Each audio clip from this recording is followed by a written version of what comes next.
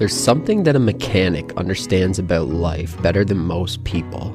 If a vehicle breaks, a mechanic wants to fix it, but they don't make the mistake of believing once it's actually fixed, that it will stay that way forever. And when they do fix it, they use the machine and they enjoy it.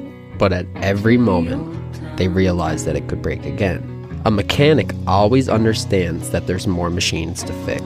And if you really think about it, that's our experience with life, fixing and preparing for the challenges that come your way. And if you can learn to enjoy the entire experience of being alive, like the mechanic, learn to enjoy the moments that are challenging as much as the highs, then, my friend, you have won the game.